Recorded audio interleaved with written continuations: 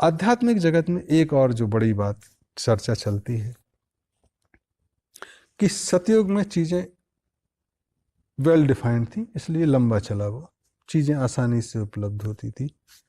त्रेता में ब्राह्मणों को थोड़ा आया कि हम बहुत बड़े हैं, तो रावण का राज्य आया।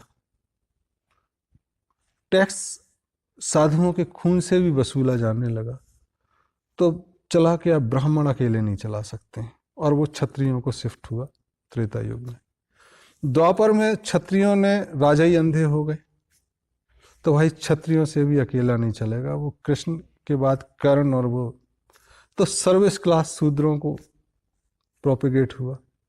आज कलयुग में कहते हैं कि वो शूद्र चला रहे हैं, सर्विस क्लास चला रही है और इनको पैसा चाहिए, तो परोक्ष में सर्विस क्लास, अपरोक्ष में बिजनेस।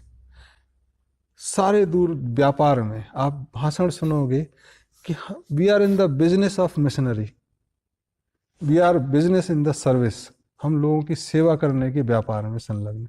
बड़े हास्यास्पद शब्द है, बट ये सुनाई देते हैं। लोग व्यापार करने लगे और इस चक्कर में देह व्यापार दुनिया में बढ़ गया। अगर कोई कुछ नहीं कर सकता तो वो करेगा। जैसे ब्राह्मण रावण के ज़माने में टैक्स नहीं दे सकते तो खून से दिए। तो इस तरह की चीज़ें खत्म होने की ज़रूरत है। रामराज की परिकल्पना आध्यात्मिक जगत में कहते हैं कि well distribution of work, revenue, assets, ये जरूरी है तीनों आयाम पे, पानी में, जमीन पे, आकाश में। दैहिक, देविक, भौतिक, तीनों सुख तो आराम से मिलेंगे। तो ये डिस्कशन करके आगे बढ़ने की ज़रूरत है।